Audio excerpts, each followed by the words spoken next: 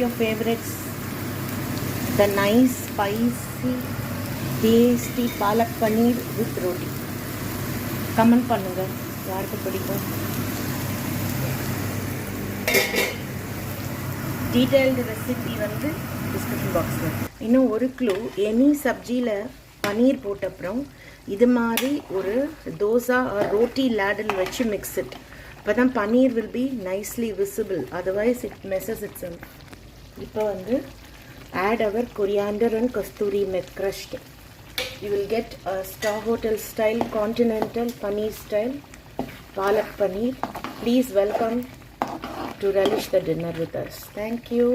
If you are not subscribed to PM Kitchen, subscribe பண்ணுங்க.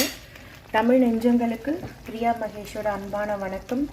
இன்னைக்கு நம்ம வீட்டில் பாலக் பன்னீர், இது ஏற்கனவே நம்ம வந்து பண்ணியிருக்கிறோம்.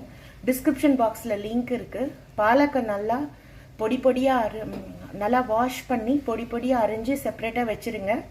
அதுக்கப்புறம் இஞ்சி, வெங்காயம், பூண்டு, தக்காளி உங்களுக்கு தேவைக்கேற்ப அரைச்சிட்டு அதுலேயே பாலக் துளி ஜீரம் போட்டு அரைச்சிடுங்க.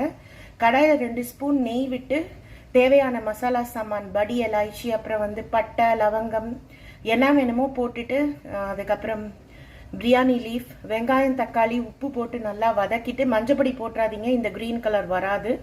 வதக்கின அப்புறம் இஞ்சி பூண்டு அரைச்ச விழுது அதில் கொட்டி, அதில் வந்து பாலக் அரைச்சதை கொட்டி, தேவையான garam masala, red chilli powder போட்டு மூடி வச்சு சிம்மில் நல்லா மசாலா வாசனை போக, பாலக்கோட பச்சை வாசனை போக கொதிச்ச உடனே கஸ்தூரி மெத் அண்ட் கொத்தமல்லி தழை போட்டு பனீரை வந்து நல்லா ஒரு பெரிய தோசைக்கல்லில் 2 ஸ்பூன் நெய் விட்டு மிதமான தீயில நல்லா ப்ரௌனாக ரோஸ்ட் பண்ணி போடுங்க.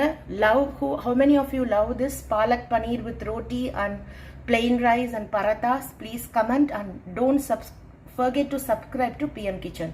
நன்றி, வணக்கம்.